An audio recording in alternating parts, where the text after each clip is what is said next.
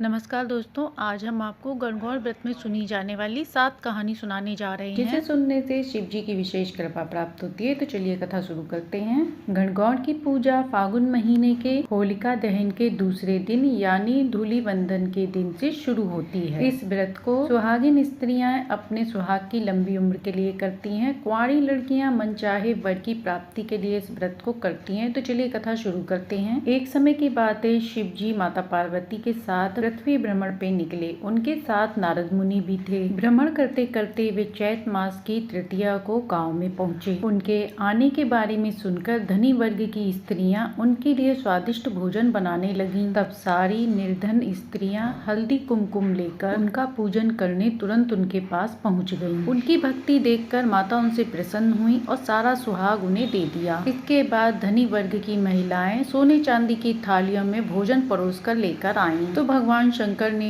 माता पार्वती से पूछा कि देवी, आपने सारा सुहाग तो उन्हें दे दिया, अब इन्हें क्या दोगी? माता पार्वती ने कहा, प्रभु, उन स्त्रियों को मैंने ऊखरी पदार्थ से बना हुआ सुहाग दिया है, परंतु इनको मैं अपनी उंगली चीर कर सुहाग दूंगी, जिससे ये अपने जीवन में मेरे समान सुहाग प्राप्त करेंगे। इसके बाद माता पार्वती ने अपनी उंगली चीर कर उन लोगों पर रक्त छिड़क दिया। इसके बाद माता पार्वती महादेव जी से आज्ञा लेकर नदी में स्नान करने चली गयी। स्नान करने के पश्चात उन्होंने रेत से शिवलिंग बनाया और उनका पूजन कर रेत के पदार्थ बनाकर उनको चढ़ाया। इसके बाद प्रदक्षिणा करने के बाद उन्होंने 2 कणों का प्रसाद खाकर भोग लगाया। उसी समय वहां शिव जी प्रकट हुए और देवी माता पार्वती को आशीर्वाद दिया। शिव जी ने कहा, देवी पार्वती, मैं आपसे अत्यंत प्रसन्न हूँ। आज के दिन आपने मेरी पूजा की है। आज के दिन जो भी स्त्रियां मेरी पूजा करेंगी वह तुम्हारा व्रत करेंगी, उनका पति चिरंजीवी रहेगा। माता पार्वती को भगवान शिव आशीर्वाद देकर वहाँ से अंतर्ध्यान हो गए। स्नान पूजन करने के बाद देवी पार्वती को वहां पहुंचने में समय लग गया। भोलेनाथ तो अंतर्यामी हैं। उन्होंने मुस्कुराते हुए माता पार्वती से पूछा, क्या हुआ देवी? तब माता पार्वती ने कहा, मेरे भाई भावज नदी किनारे मिल गए थे। उन्होंने मुझे दूध चावल खाने को और कुछ देर रुकने का आग्रह किया। इस कारण मुझे आने में देर हो गई। यह सुनकर शिव जी की भी इच्छा हुई दूध चावल खाने की, तो वो भी नदी किनारे चल दिए। माता पार्वती ने कहा, हे भगवान शिव, आप इस अनन्य दासी की लाज रखना। जब शिव जी वहाँ पहुँचे तो उन्हें वहां नदी किनारे एक महल दिखाई दिया और उसमें पार्वती माता के भाई भावज भी दिखाई दिए। इसके बाद भगवान शिव, माता पार्वती तथा नारद जी भी 2 दिन तक उस महल में रहे। तीसरे दिन माता पार्वती ने भगवान शिव से चलने की विनती की, परंतु शिव जी तैयार न हुए तो माता पार्वती गुस्सा होकर अकेले ही निकल पड़ी। इसलिए भगवान शिव को भी उनके पीछे पीछे आना पड़ा। इसी के साथ नारद जी को भी आना पड़ा, परंतु आधे रास्ते पहुँचने पर भगवान शिव ने माता पार्वती से कहा, शिव जी ने कहा, देवी पार्वती, मैं आपके मायके में अपनी माला भूल आया हूँ। देव ऋषि नारद, क्या आप वहाँ जाकर मेरी माला ला सकते हैं? नारद जी नारायण नारायण कहते हुए माला लेने के लिए चल दिए, परंतु जब नारद मुनि नदी किनारे पहुँचे तो वहाँ उन्हें कोई महल दिखाई नहीं दिया। वहाँ दूर दूर तक जंगल ही जंगल था। नारद जी को शिव जी की माला एक पेड़ पर टंगी हुई दिखाई दी। उन्होंने माला ले जाकर शंकर जी को सारी बात बता दी। शंकर जी बोले, देव ऋषि नारद, ये सब पार्वती जी की ही लीला है। वे चाहती थी कि इस व्रत को गुप्त रूप से रखें और वह अपने इस कार्य में सफल भी रही। यह सुनकर नारद जी अत्यंत प्रसन्न हुए और नारायण नारायण कहकर कहने लगे, माते, आपकी महिमा अपरंपार है। आज से जो भी स्त्री आज के दिन गुप्त रूप से पति का पूजन करके इस व्रत को करेगी, महादेव जी उसके पति को दीर्घायु करेंगे। इसके बाद तीनों लोग धरती लोक से प्रस्थान करके अपने अपने लोक को आ गए और उसी दिन से गणगौर पूजा की शुरुआत हुई। अब सुनते हैं दूसरी कहानी। एक समय की बात है, एक राजा ने जौ चने बोए और माली ने दूब बोया, लेकिन राजा के जौ चने बढ़ते गए और माली की दूब घटती गई। एक दिन माली ने सोचा कि क्या बात है, राजा के जौ चने तो बढ़ते जा रहे हैं और मेरी दूब घटती क्यों जा रही है। और वह एक दिन अपनी दूब में छुपकर बैठ गया। थोड़ी देर में उसने देखा राजा की बहू बेटियां कुछ कुंवारी लड़कियों के साथ वहां आईं और उसकी दूब तोड़कर ले जाने लगी। उसने उन लोगों की ओढ़नी पकड़कर पूछा कि तुम मेरी दूब तोड़कर क्यों ले जा रही हो। तब राजा की बेटियों और लड़कियों ने कहा कि हम 16 दिन गणगौर पूजन के लिए दूब ले जा रहे हैं। जब हमारी 16 दिन बाद पूजा समाप्त होगी तब हम तुम्हें लस्सी, हलवा और पूजन की सामग्री दे देंगे। तब माली ने उनकी ओढ़नी छोड़ दी। 16 दिन पूरे हुए।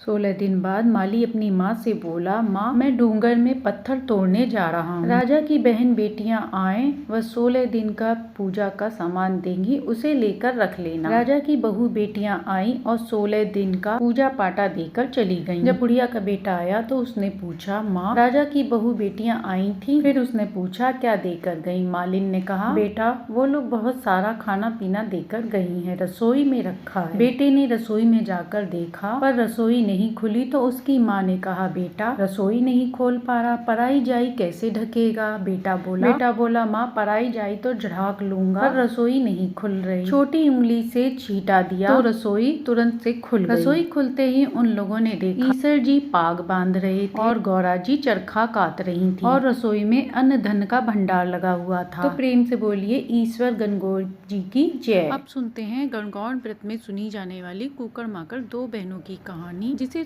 कहानी को सुने बिना कहानी पूर्ण नहीं मानी जाती। कुकड़ और माकड़ दो बहनें थीं। वे दोनों भेड़ अथवा जानवर थीं। वन में आग लगने से माकड़ अपने बच्चों को लेकर व कुकड़ अपने बच्चों के साथ जलकर वहीं मर गई। दोनों बहनों के मरने के बाद राजा के घर उन्होंने जन्म लिया। दोनों बहनें जब सयानी हुई, एक बहन ने राजा के यहाँ विवाह किया और दूसरी बहन ने भाट के घर विवाह किया। राजा की रानी के बच्चा होते ही मर जाता। भाट की पत्नी भटियानी के बच्चे होते और वह खूब हष्ट-पुष्ट रहती। चैत का महीना आया तब भाट के घर भटियानी गवर पूजन करती। एक दिन उसने अपने पति से कहा कि मेरी बहन के बच्चे जीवित नहीं रहते, इस कारण मैं मेरी बहन के घर डोरा भेजूंगी तो बहन की गोद हरी भरी हो जाएगी। भटियानी ने अपनी बहन के लिए डोरा बेचकर कहा कि अपने हाथ में बांध लेना, जिससे गवर माता तेरी गोद भर देंगी। बहन ने डोरा बांधा नहीं बल्कि वापिस लौटा दिया। भाट की पत्नी भटियानी ने अपनी बहन का डोरा दाहिने हाथ में स्वयं बांध लिया। दोनों डोरे के धूप बत्ती करके गवर को कहती कि दोखीरी नंदोखी राखे काजल टीकी अखी राखे, मैं नहीं जानती मेरी गवर माता जानती हैं। राजा की रानी ने अपने नौकरों को भेजा और कहा कि मेरी बहन के घर लड्डू लेकर जाओ। उन लड्डुओं में जहर था। नौकर ने लड्डू ले जाकर रानी की बहन को दे दिया और कहा कि रानी जी ने भिजवाया है। रानी की बहन बोली, मैं पूजा कर रही हूँ, उठ नहीं सकती, आप लड्डुओं को रख दो। नौकर लड्डू रखकर चले गए। रानी की बहन ने 4 लड्डू लेकर गवर माता को भोग लगा दिया और कहने लगी कि दोखीरी नंदोखी राखे काजल टीकी राखे, मैं नहीं जानती लेकिन मेरी गवर माता जाने। बच्चे दौड़ते दौड़ते आए और कहने लगे, माँ भूख लगी है। माँ बोली कि तुम्हारी मौसी ने लड्डू भेजे हैं, जो खा लो। बच्चों ने लड्डू तो खा लिए और कुछ बचे तो रख दिए। कुछ देर बाद लड्डू सोने की गेंद बन गए। रानी ने नौकर को फिर भेजा कि देख कर आओ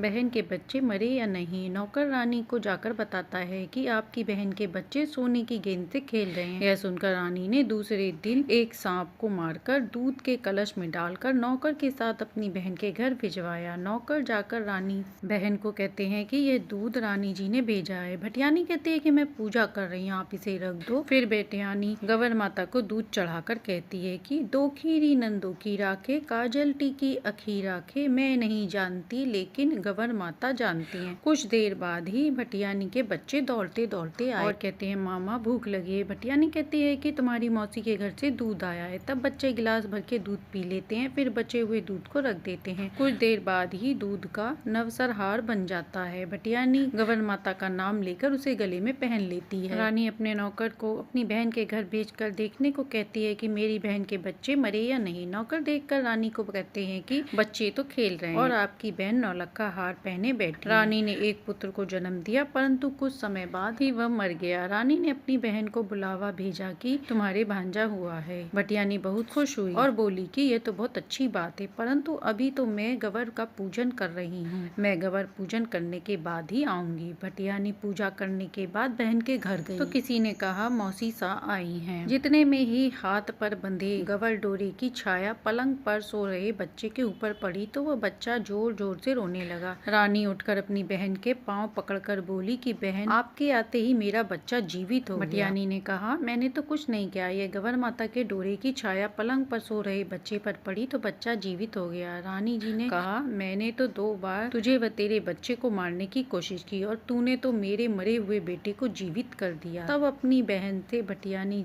से कहा कि बहन, अब चैत के महीने में तुम भी गवर माता की पूजा करना, जिससे तेरे घर खूब आनंद और खुशियाँ छा जाएंगी। फिर से चैत के महीने में गवर माता आई तब दोनों बहनों ने मिलकर गवर माता का पूजन किया, जिसके कारण उनके घर में आनंद मंगल हो गए। हे गवर माता, जिस प्रकार आपने रानी के बच्चे पर कृपा करी, वैसे ही अपनी कहानी कहते सुनते हुकारा भरते सभी के बच्चों पर अपनी कृपा बनाए रखना, घर में सुख शांति समृद्धि देना। तो प्रेम से बोलिए गवर माता की जय। गणगौर की कहानी के साथ छींक माता की कहानी अवश्य सुननी चाहिए। तो अब सुनते हैं छींक माता की कहानी। एक साहूकार का बेटा था जो शहर से कमाकर घर लौट रहा था। रात्रि हो गई थी तो उसे जंगल में एक मंदिर दिखाई दिया। साहूकार के बेटे ने वहीं पर विश्राम करने का निर्णय लिया और वह वहीं पर विश्राम करने लगा। उस मंदिर में एक पेड़ के नीचे सांप का 2 जोड़ा रहता था। सांप को साहूकार की बेटे पर दया आ गई। उस सांप के जोड़े ने सोचा कि यह जंगल है, यहाँ पर बहुत से जंगली जानवर आते हैं, कहीं साहूकार के बेटे को खा न जाए। दोनों लोग साहूकार के बेटे की रात भर रखवाली करते रहे। सुबह सोकर उठकर साहूकार के बेटे ने देखा कि दोनों लोग सर्प उसकी रक्षा कर रहे हैं। साहूकार के बेटे ने ग्वालिन से दूध लेकर उन लोगों को पिला दिया। इसके बाद सांप ने अपनी सपनी से कहा कि मैं डसने के लिए जा रहा हूँ। सपनी ने कहा कि मैं भी आपके साथ चलूंगी। सांप ने कहा तुम कहाँ इधर उधर भटकती फिरोगी, तुम यहीं बिल पर आराम करो। इसके बाद सपनी ने कहा कि अगर आप जाना चाहते हैं तो चले जाइए, परंतु एक लक्ष्मण रेखा खींच कर जाइए ताकि कोई भी छोटे मोटे सांप बिच्छू आकर मेरे साथ हंसी मजाक ना करें, क्योंकि मुझे हंसी मजाक पसंद नहीं। तब सांप ने अपनी पूंछ से वहाँ एक लक्ष्मण रेखा खींच दी। इसके बाद वह सांप वहाँ से चला गया। साहूकार का बेटा पेड़ के पीछे खड़े होकर ये सब बातें देख रहा था और सुन रहा था। अभी सांप थोड़ी दूर ही गया था कि वहाँ पर छोटे मोटे सांप बिच्छू अजगर आदि आ गए। जब सपनी ने देखा कि वे लोग आ रहे हैं तो वह लक्ष्मण रेखा पार करके उनके पास हंसी ठिठोली करने चली गई। साहूकार के बेटे को ये सब बात पसंद नहीं आई। उसने सोचा अभी तो ये सांप से कह रही थी कि लक्ष्मण रेखा खींच के जाओ, कोई मुझसे हंसी ठिठोली ना करे, और अब स्वयं ही लक्ष्मण रेखा पार करके सबके पास आ गई है। साहूकार के बेटे ने 7 छोटे छोटे पत्थर उठाए और सपनी को मारकर घर चला आया। शाम को जब सांप वापस आया, सपनी को कोप भवन में बैठा देख उसका कारण पूछा। सपनी ने कहा कि आज आप उसी साहूकार के बेटे को डस के आई है जिसकी आपने कल रक्षा की थी। सांप बोला कि क्या हुआ? सपनी ने झूठ बोला कि आप उसकी रक्षा कर रहे थे और इसके बदले में वह मुझे 7 पत्थर मार के चला गया। जब तक आप उसे डस कर नहीं आएंगे मैं अन्न जल ग्रहण नहीं करूंगी, इसलिए आप साहूकार के बेटे को डस कर आइए। यह सुनकर सर्प को क्रोध आ गया। उसने सपनी से कहा आज उसे अभी डस कर आता हूँ। उधर संध्या का समय था। साहूकार का बेटा खाना खाने बैठा। माँ पास में बैठकर पंखा कर रही थी। उसकी पत्नी भोजन परोसने के लिए आई, तभी वह सांप भी वहीं पहुंच गया। सांप ने उसे भोजन करते देखा तो सोचा कि मैं परिंदे के पास छुपकर बैठ जाता हूँ, जब ये भोजन करके उठेगा तो मैं इसे डस लूंगा। सांप वहीं पर परिंदे के पास कुंडली मारकर बैठ गया। बहू ने जैसे ही भोजन का थाल परोसा उसे छींक आ गई। तब उसकी माँ ने भोजन परोसने से मना कर दिया। दूसरी बार जब बहू पानी का गिलास रखने आई तो उसे फिर छींक आ गई। साहूकार की माँ ने उससे पानी का गिलास रखने से मना कर दिया। थोड़ी देर बाद बहू को फिर से छींक आ गई। यह देखकर साहूकार का बेटा बोला माँ मुझे तुम औरतों की बात समझ में नहीं आती। आज सुबह जंगल में मैंने सांप और सांपनी की बातें सुनी। सांपनी अपने पति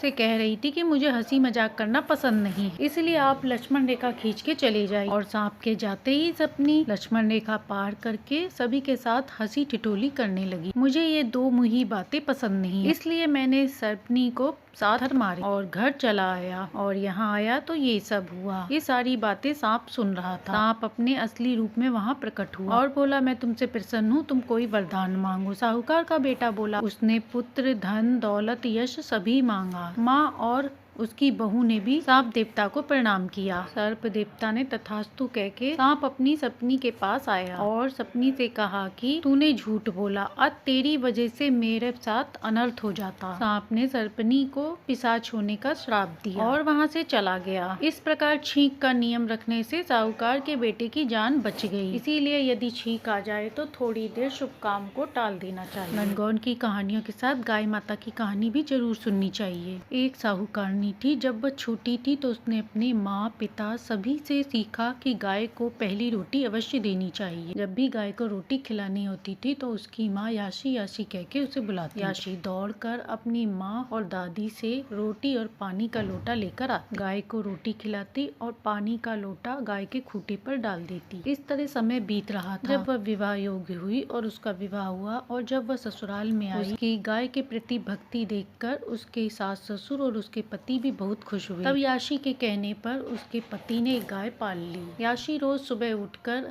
गाय के स्थान की साफ सफाई करती, चारा पानी डालती, गोबर पोती उठाती, गाय के गोबर के उपले बनाकर खूंटे की सफाई करती और दूध निकालती और पहली रोटी गाय को देती थी। ससुराल में सभी याशी से बहुत खुश। गाय माता के आशीर्वाद से याशी को एक पुत्र रत्न की प्राप्ति हुई। समय व्यतीत हो रहा था। याशी के सास ससुर का निधन हो चुका था। उसके बेटे का विवाह हुआ, 2 पोते पोती हुए। कुछ समय बाद याशी का पति भी चल बसा। अब याशी भी बुजुर्ग हो चली थी। अब उसके हाथ पांव काम नहीं देते थे। तब एक दिन याशी ने अपने बेटा बहू से कहा कि अब तुम्हें ही इस गाय की देखभाल करनी है। गाय को समय पे चारा पानी देना है, उसकी साफ सफाई का ध्यान रखना है और पहली रोटी गाय को देनी है। बेटा बहू अपनी माँ से बोले, माँ तुम चिंता मत करो, हम सब काम कर लेंगे। लेकिन बहू रोटी बनते ही बच्चों और पति को खिला दे। गाय को वह रोटी देना ही भूल जाती थी। ना तो वो समय पे गाय को चारा पानी देती थी, ना ही उसकी देखभाल कर पाती। बेचारी याशी ये सब देख के उदास रहती थी। वह गाय का खुद भी काम नहीं कर सकती थी और ना ही बार बार बेटा बहू को कुछ कह सकती थी। बस गाय माता से अपनी गलती की माफी मांगती थी। एक बार की बात है, सावन का महीना था, बारिश हो रही। 3 दिन तक पानी बरसता रहा। सभी जगह पानी पानी भर गया। अब सभी लोग अपनी जान बचाने के लिए ऊंची जगह पर जाने लगे। नगर के राजा ने ढिंढोरा पिटवाया कि सभी अपने जानवर और सामान को लेकर ऊंची पहाड़ी पर पहुंच जाएं। तब याशी के बच्चों ने गाय की रस्सी खोल दी और अपना कीमती सामान और माँ से बोले कि माँ सारा गांव जा चुका है, हमें भी जान बचाने के लिए वहाँ पर जाना चाहिए, आप भी हमारे साथ चलिए। लेकिन याशी बोली, बेटा तुम चिंता मत करो, आप लोग चले जाओ, मेरी इतनी ही उम्र थी, अगर बच गई तो ठीक, नहीं तो समझ लेना कि मेरा अंत समय आ गया। बेटा बहू ने अपनी माँ को समझाया पर माँ नहीं मानी। तब बेटा बहू अपने दोनों बच्चों को लेकर चले गए, लेकिन वह गाय को नहीं ले गए। गाय याशी की खाट के पास आकर खड़ी हो। पूरा गांव, खेत खलियान, यहाँ तक कि राजा का महल भी पानी में डूब गया, लेकिन याशी का मकान नहीं डूबा। 7 दिन तक गाय की पूंछ पकड़कर याशी खाट के पास बैठी रही। जब बारिश रुकी, पानी थोड़ा कम हुआ, तो सभी गांव वाले और राजा पहाड़ी से नीचे उतरे। सभी ने देखा कि सभी के घर पूरे डूबे हुए, लेकिन याशी का मकान सूखा पड़ा था। इसके बाद सभी याशी के मकान में उसके बेटा बहू के साथ पहुंचे। सभी को बड़ा आश्चर्य हुआ। याशी गाय की पूंछ पकड़कर खटिया पर बैठी। सभी ने कहा, बुढ़िया माई, बारिश में सारा गांव डूब गया, लेकिन तुम्हारा घर कैसे बचा रहा? तब याशी ने कहा गांव वालों से कि मेरे घर को तो गाय माता ने बचाया, मैंने पूरी उम्र गाय की सेवा करी, पहली रोटी गाय को खिलाई, ये उसी का फल है। यह सुनकर याशी के बेटा बहू ने अपनी गलती की क्षमा मांगी। याशी ने राजा से कहा कि सभी दान कर्मों का फल मरने के बाद मिलता है, लेकिन गाय की सेवा का फल मरने के बाद तो मिलता ही है, इसी के साथ जीते जी भी मिलता है। यह बात सुनकर नगर के राजा ने पूरी नगरी में ढिंढोरा पिटवाया कि सभी को पहली रोटी गाय को देनी चाहिए और गाय की सेवा करनी चाहिए। अब सुनते हैं गणेश जी की कहानी। किसी नगर में एक साहूकार रहता था। उसके घर रोज एक ब्राह्मणी रोटी लेने आया करती थी। घर के अंदर घुसते ही गजानन